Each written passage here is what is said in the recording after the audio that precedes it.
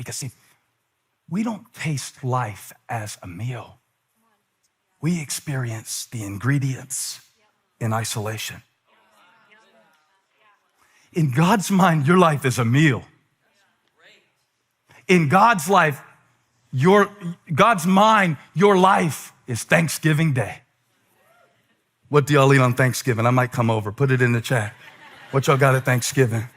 What is it? What do you like at Thanksgiving? What do you have at Thanksgiving? Mac and cheese. I might come. Can somebody do better than that? Mac and cheese and sweet potatoes. Now, like sweet potatoes or a sweet potato thing with marshmallows in it. Yeah, because the sweet potatoes are the middleman for me. I just want the marshmallows on top of the sweet potatoes, honestly. So yeah, that's good. That's good. I might come. What else? What do y'all have at Thanksgiving? See, I don't know. I'm making everybody hungry. I'm losing my audience. This is really bad public speaking. What am I doing? You got to understand that the moment that Naomi is in her life right now is a blessing, but it's a mixed blessing. It's a mixed blessing. I noticed the room got happy when I said, you're stepping into a blessing. It's like, yes, I forgot to tell you, it's a mixed blessing. I forgot to tell you, it is a mixed blessing. So that means you need to prepare for the blessing as it is actually going to be, or you might miss the blessing because it's going to be mixed when you get it. In fact, Naomi was in so much pain there in Moab, where she went to escape from Bethlehem, where there was a famine. It seems like she did all right when she lost her husband, but when she lost her sons too, she said, don't call me Naomi anymore. Call me Mara. Because Naomi has the connotation of pleasant. Mara means bitter. And after what she's been through, can you blame her? When somebody has been through something like this, you don't tell them, it'll come together. What will come together? How can you replace those boys? Even if God gave me 20 more, it wouldn't replace them. That's how it is sometimes in your life. Don't try to tell me it's going to get better. Call me bitter. When that kind of bitterness hits your heart, you don't even want to hear about better from anybody. Not from preachers, not from teachers, not from Pinterest. Don't tell me all things work together for the good of those that love God. Because when you taste the ingredient in isolation, it would be lying to say, that's delicious. It would be lying. I was talking to a guy in, I think he was in London. Yeah, he was in London. He said he had to lay off 40 of his 200 employees. He said, but you know what? It's a good thing. I said, I understand what you're saying, but for them, I hope you didn't tell them that. He said, no, I'm not telling them that. I'm just telling you that. I said, well, make sure you don't tell them you feel that way, because they probably don't see it like that right now from your perspective. He said, you got a good point. You got a good point. And it is a good point. When you are tasting it, have you ever walked in the kitchen and, just use an example. I'm not a cook. Take a scoop of baking powder and just down it. Ah! Did you ever do it? So baking powder is bad.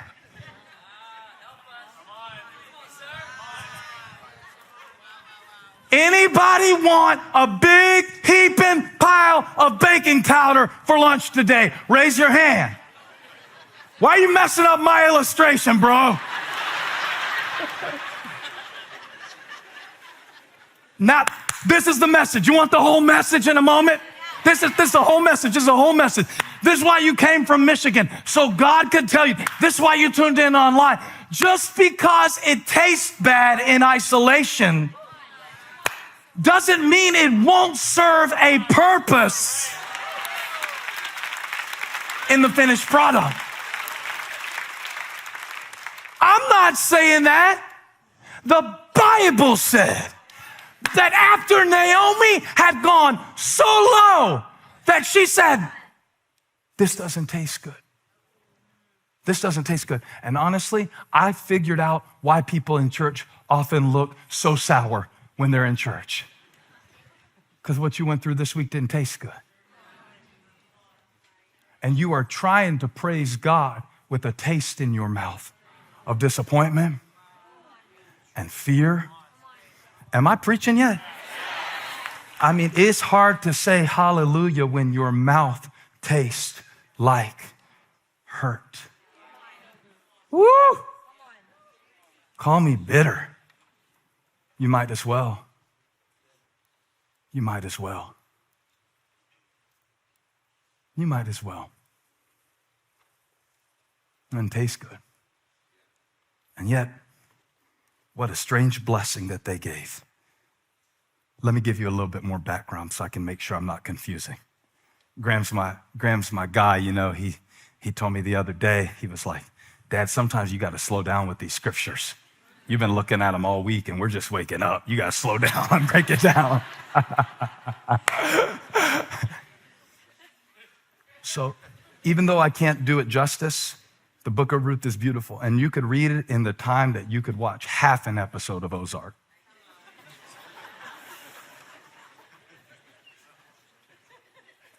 And when we move through it, we see Naomi, Elimelech, Chilion, and Mahlon. Mahlon's Ruth's husband. Orpah is married to Chilion. And both of those baby names are available, by the way, if you want to have an original name for your kid. But when they went to Moab, they went to a place that they didn't, this is important, plan to go. This message is for somebody who is in a place you didn't plan to go. And I'm going to take it further. Sometimes it's a place you hate being there because they're from Bethlehem and they're in Moab. Kind of like when they went to Egypt. I mentioned it earlier. When the Israelites went to Egypt, they didn't go to Egypt because it was their dream to go to Egypt. It wasn't on their bucket list to go to Egypt. They went to Egypt to survive. And we've talked about that a lot because I think a lot of the sin cycles we get sucked into in our life are out of survival mechanisms. And if we don't deal with it that way, we just put so much shame on it. We can't help anybody get healed because people won't come to Jesus because you don't understand the power of his covenant with you. You think Jesus is like other people and that there'll come a point where he'll be ashamed of you. And he'll go, oh, well, that's too far there. I was going to use you, but really, you did that? You don't understand the power of a covenant. But Ruth did, because when Naomi said, leave me, I've lost my husbands, I've lost my boys, I've heard there's bread in Bethlehem, we've been here 10 years. Naomi said, I'm not leaving. Make a covenant with you. Whither thou goest, I go. Your God become my God, and your God will often become the same God as your friends. If you are around people who worship status and stuff, it won't be long till you're shackled to the same things they are. But now touch somebody next to you and say, you ought to hang out with me a little while. You hang out with me, you're gonna have strong faith. You hang out with me. Come on, Def Leppard. If you hang out with me. So they go back together. And Naomi, in this honest moment, she says, call me bitter. I still got the taste in my mouth. I'm going back to Bethlehem, which means house of bread, which makes it that much more depressing when there's a famine in Bethlehem. When there's a famine in the place that is named after bread. When the joy of the Lord is supposed to be your strength, and you are a Christian and you're depressed, and you are a Christian and you can't sleep, and you are a Christian and you have addictions, and you are I am a C, I am a CH, I am a CHRISTIAN, but I got an ADD, ADHD, ADDICTIO. I'm in the house of bread, but I'm hungry. Call me Mara, she said.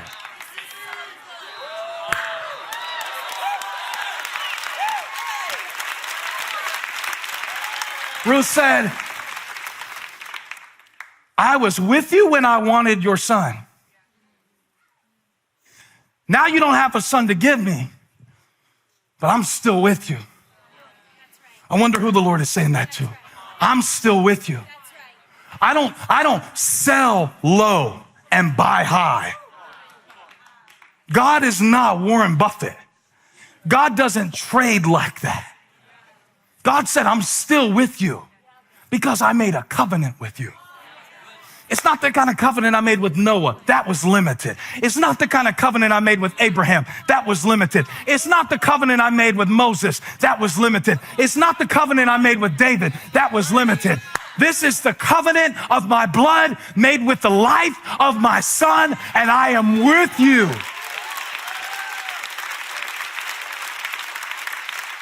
In your bitterness, in your brokenness.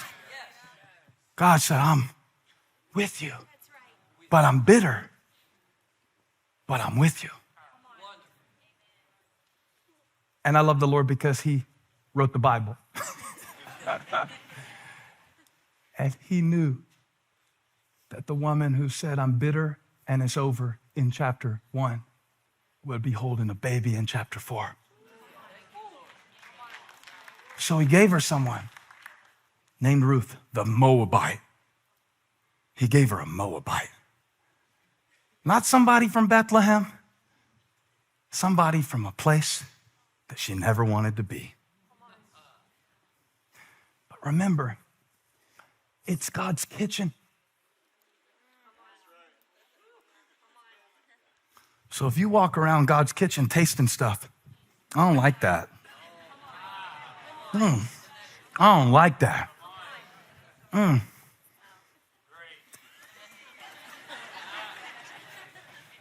You know how you are. Some of y'all are faith foodies. You walk around, no, I don't like that. See, now listen, you get to tell God certain things that you want him to do. God, I want you to grow me, mature me, bless me. You can say all that to God. It's good. You don't get to tell him how to do it. I'll go a step further. You get to tell God what you want. You know, that's the first thing Jesus asked in the New Testament. He turned around and people followed him. He said, what do you want? Let's just get right to it. Cut to the chase. Cut through all the niceties. I don't need a soliloquy. What do you want? They said, we want to see where you're staying.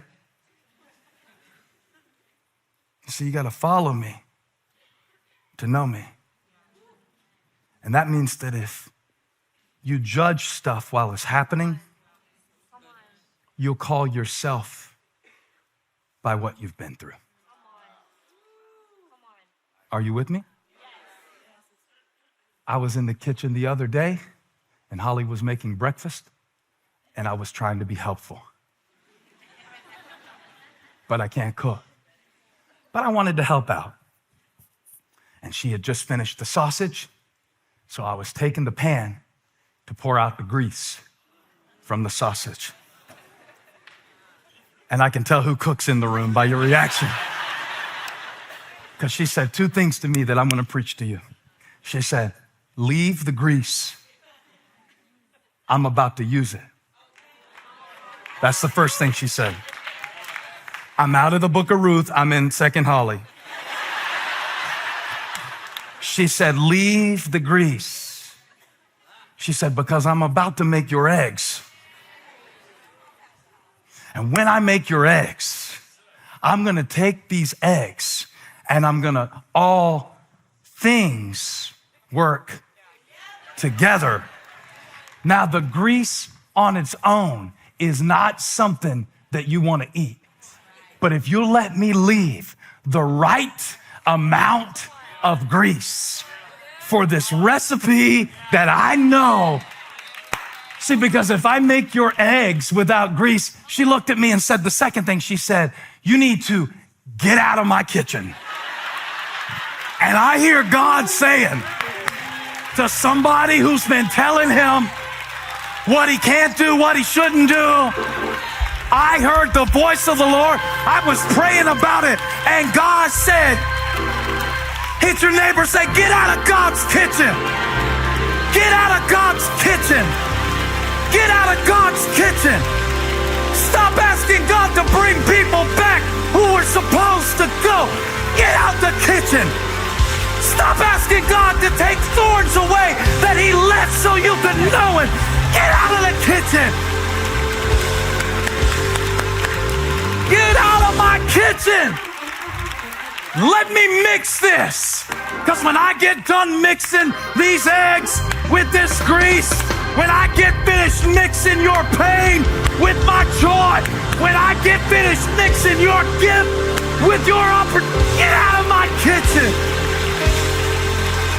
Woo! In my weakness, he is strong. That's grease.